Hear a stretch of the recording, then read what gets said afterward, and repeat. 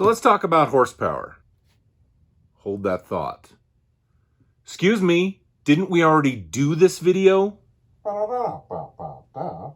Oh, that video was on understanding torque as it pertains to a treadmill motor?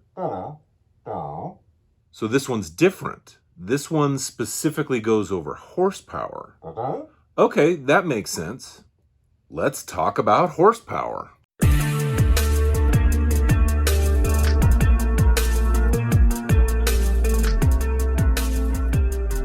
Greetings, fellow DIYer, and welcome to my video. So this is a treadmill motor. A lot of my videos are about treadmill motors. And motors are rated in horsepower.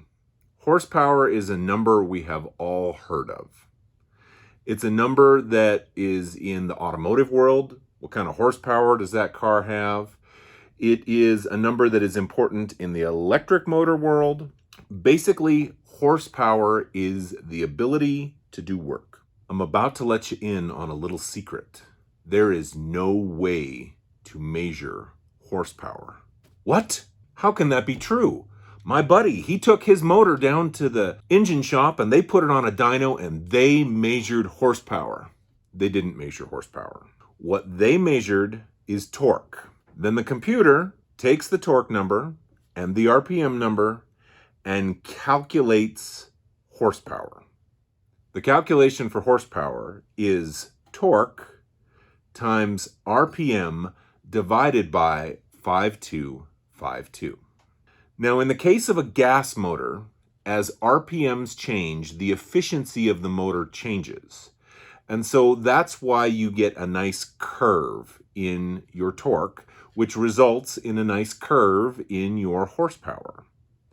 In the case of an AC motor, the different amps and the way the system works, it does not produce max torque until you get to the desired RPM that it was set to run at. On a DC motor, in theory, torque is flat. Torque stays the same from 1 RPM to 10,000 RPMs, depending on the range of the motor.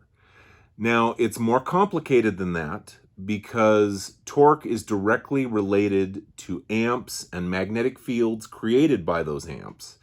So at lower RPMs, you will lose torque on a DC motor. But that's a conversation for a different video. For the sake of this video, we are going to assume that torque is constant at all RPMs. So first of all, what is torque?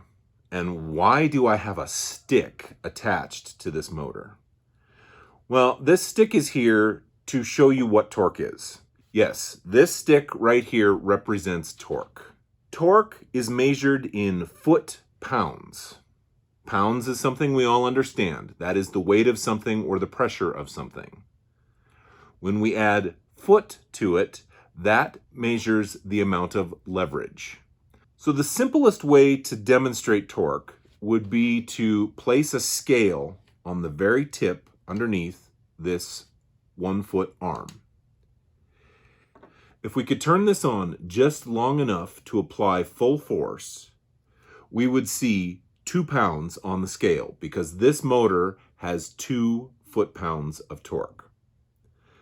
Unfortunately, it doesn't work that way. You can't energize this and not allow it to rotate. If you lock this in position and put current to it, you're going to burn it up.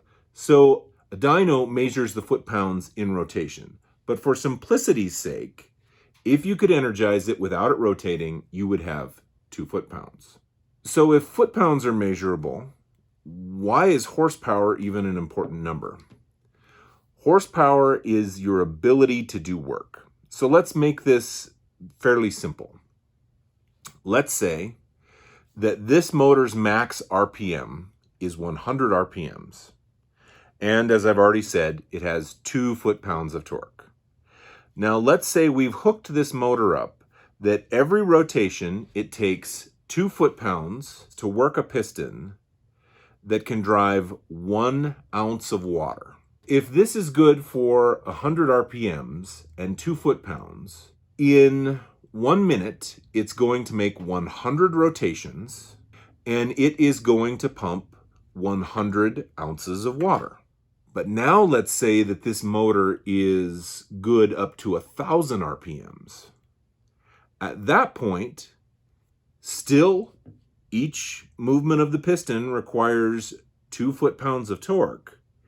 If it can rotate 1,000 times in that 1 minute, we can now pump 1,000 ounces of water.